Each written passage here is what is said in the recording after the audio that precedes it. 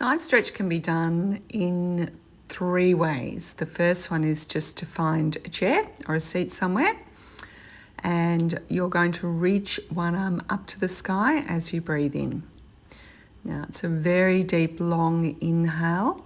As you lift the arm, you're going to start to lean across, sliding the opposite hand down the side of the chair, and then exhale to bring it back in again. So you're trying to use your breath to stretch the ribs out.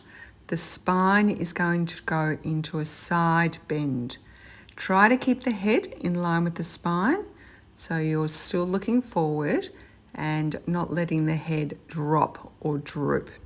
Only go as far as you can. It doesn't really matter how far you go over. The main thing is to get distance between your ribs and your hips. The next position is building on thigh stretch, so you'll be kneeling, and it's the same inhale. You'll be able to get a little bit further when you're kneeling because the body is in a bit of a more elongated position. Make sure that you breathe out, let the rib cage drop, and then bring the arm down. So reach the arm up, in breath to stretch the spine over, and don't be surprised if each side is a little bit different. The other arm, the opposite arm, will be hanging down and reaching down towards the floor. So it'll be a great test if you do this over a month to see how much further you can get your fingers towards your knee or towards the floor. Make sure that you really breathe in and stretch that arm over.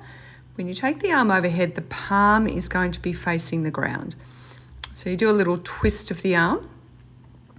That's going to help to open up the armpit and help to stretch the whole side of your body, particularly the rib cage. Make sure you let the breath relax. You might need to wait a second before you actually do the next breath so that you don't overbreathe. And make the breath nice and long, slow, filtered and controlled. So don't rush the breath. Just take your time. In breath to go over, keep on breathing in as deeply as you can.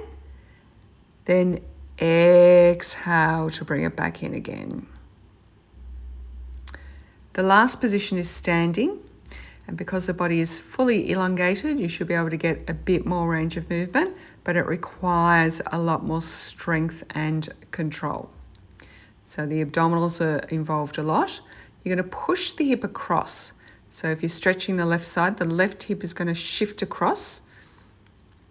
Hold for that in breath and then back up again.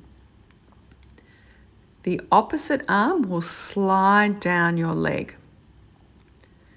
Again, you want to make sure you're twisting the arm so the palm is facing downwards and the shoulder is relaxed, no tension in the shoulder.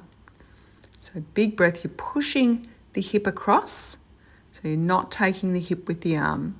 Trying to get a nice curve in the body from the foot all the way up to that little finger. Deep in breath, keep on breathing in, and then exhale to bring it all back to center. Deep in breath. Again, don't be surprised if one side is a little bit more challenging to do than the other.